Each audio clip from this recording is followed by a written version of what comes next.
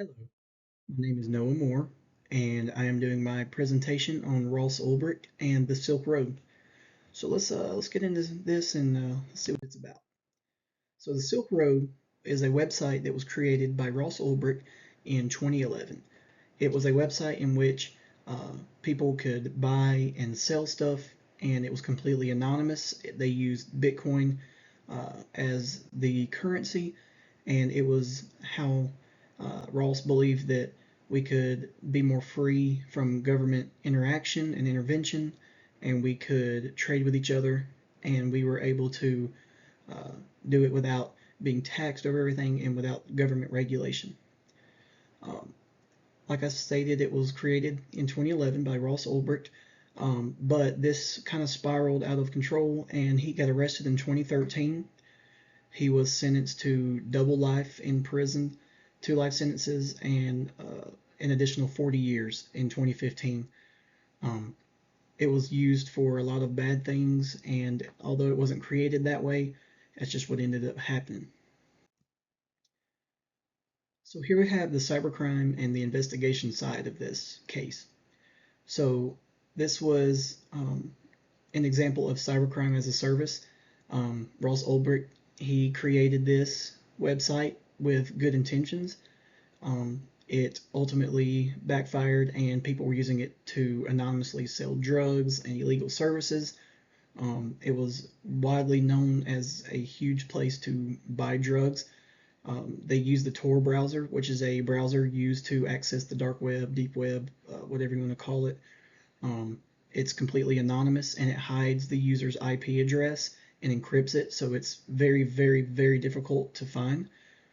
They use Bitcoin as their currency, so this meant that it was untraceable. The only reason people would know that it was used or there was a transaction was because it was stored in a public blockchain. The blockchain is also how they found Ross Ulbricht and how they tracked him down. They weren't able to just go on there and see who owned it because it was anonymous and his information was encrypted. So what they did instead was they traced the blockchain, the public blockchain in which the Bitcoin data was stored, and they were able to trace it back to several of his wallets, his financial wallets, and they ultimately found him. And whenever they arrested him, they used two different things. They used digital forensics and social engineering. The social engineering was they were in a public library and he was on his computer, and they staged an argument between two people, and when it got his attention, they ran in and arrested him before he could close his laptop or encrypt any of his files. So that way, he couldn't hide what he was doing, and so they were able to access that without it being encrypted. The law side of this, he was charged with 7 counts. Uh, it was money laundering, hacking, and drug trafficking. A lot of people really were for him being freed, which he was later freed in January of 2025. He was pardoned by President Trump.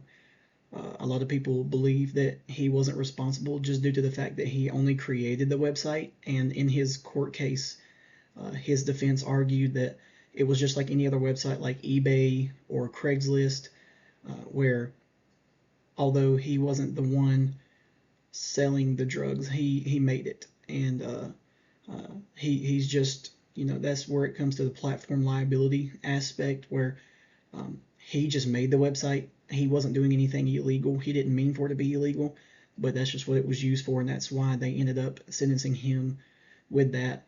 And the prosecution was quite difficult due to cybercrime, as we've learned in our lesson in our textbook, that cybercrime is not like a physical war. Like when we have cyber warfare, it's not a physical border that separates two countries or nations that are fighting.